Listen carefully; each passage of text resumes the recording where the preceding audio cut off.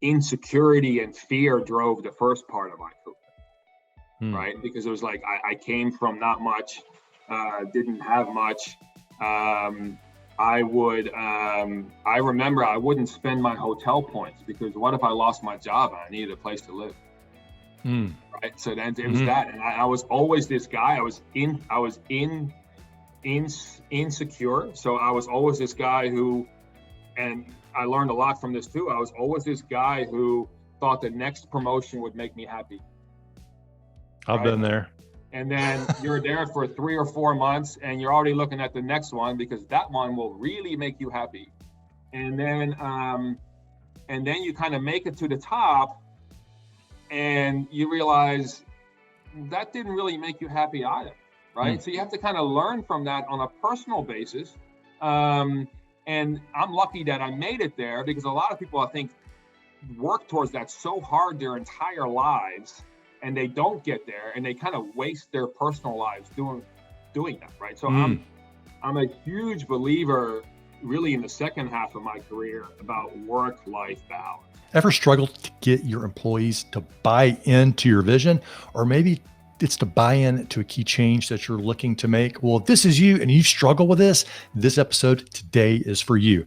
You're going to get an interview with Hessel Verhage, who's the CEO of Americas over at DB Schenker. And we dive specifically into how to get your employees to buy in, because there are two kinds of change that happen inside every organization. One is when employees are bought in, and those where employees aren't bought in. And having helped clients on both sides of that equation, I encourage you to watch these interview highlights and take them to heart, because you will be able to much more successfully get your employees to buy in and drive more successful projects, new vision rollouts, and ultimately a better change. Enjoy.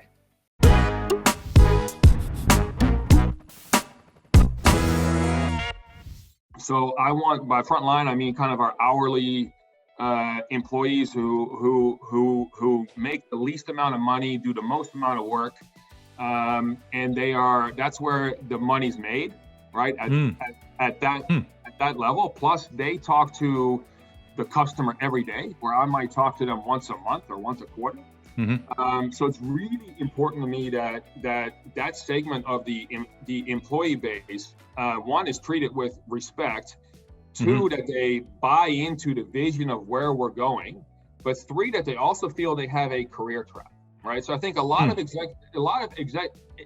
executives make the mistake that the front line either won't understand, which is a really patronizing attitude, or doesn't care about the vision of where the company is going. Right. So and I think that's a huge mistake. You have to get the front line to buy in. So I do relentless town halls, right? When pre-COVID, so I'm always in the warehouses, always in the offices. And look, I give out my phone number to everyone, right? My personal cell, and nobody abuses it. Wait, you give them out to you give your personal cell phone number out to your employees. It's on the bottom of every one of my emails, and I give it out there. I'm like, and how many employees? You said 6,000? 12,000. 12,000, sorry, it's 12,000. Yeah.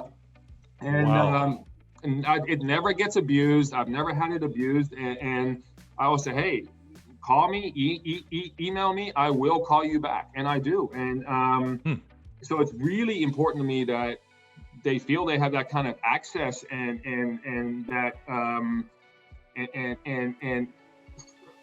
it takes a little while before they actually believe it, that they could do it, right? Because previous management. Guys, I actually texted our CEO. Yeah. He said he was at dinner. You have to get back to me. I don't know if it's really him or not. Exactly. But but I also learned from it too, right? Because when you talk to a frontline employee, once they open up, they tell you everything. Middle management has a tendency to tell you what you want to hear. Yeah. Right. So it's a two. That's one way to get feedback. Yeah. Open the lineup to the place where you most need it. And I love the fact that you're pointing out, you're like, look, I've got a great support team here, but who's talking to the customer the most? People on the front line. And that's where the money's made. Take risks, because take risk. Okay. Tell me more. I learned at a young age, if you raise your hand for the the city, the state, the country in your company or whatever division or product that's broken. If it's broken, completely, the worst dog that nobody wants to touch, go grab it. Wow. Especially if you're young, because if you're young, I can't get away with this now, right? Because I have too much of a history, but especially if you're young, because if you fix it, you're a hero. If you don't, then the attitude is, well, nobody else could fix it either, right? So when you're young, you can't lose. He goes, I liken it to the NBA coach theory. I said, what do you mean by that?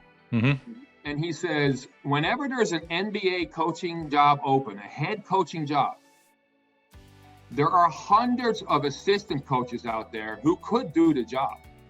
But 90% of the time, it goes to a guy or a girl in these times who has been a head coach before, even if they don't have a good track record. He's like, take the job. And I was kind of hemming and hawing back and forth at that time. And then the guy at the private equity firm was kind of a, Gordon Gekko kind of guy from Wall Street, hair slicked back. And he was trying to talk me into this. I was like, I got a wife and 2 kids. This company's in trouble. And he says, at one point, he I think he knew my buttons because he pulled me aside and he said, listen, have you, any company you've ever worked for, as he goes, have you ever complained about the CEO? And I was like, well, yeah, of course, right? Who has? All the time. All the time. And he goes, do you realize that if you turn this opportunity down, that you can never complain about a CEO ever again? Because when you had the chance, you didn't have the guts to take the damn job. Ooh. And I think I signed within 5 minutes. So I always say this, if you really want to learn how to run a company, run a medium-sized company that's in deep trouble, because you will learn. And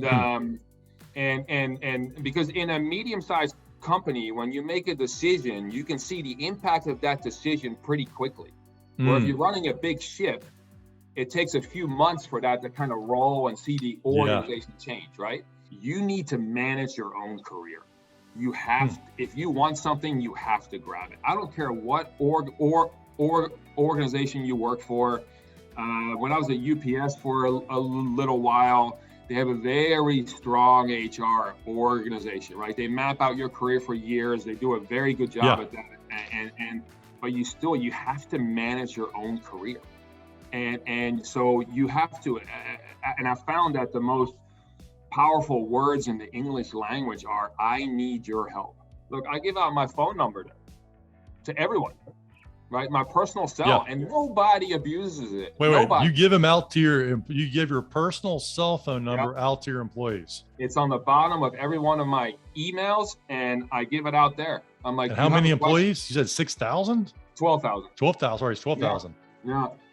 And it never gets abused. I've never had it abused. And I always say, hey, call me, email me. I will call you back. And I do. So usually what I do when I first come into a division or an organization or a new company, I make some kind of a change the first day.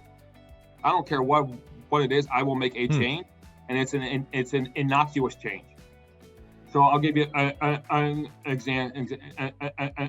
A few companies ago, I changed the microwave from one break room to the other. Okay. And I stood there during lunch and just kind of drank some coffee and watched. And you watch which one of the people adapt to change, because even something simple like a microwave, you get the people who just roll with change. The people who question the change, and the people who are angry about the change. It doesn't matter, but they're still angry, right?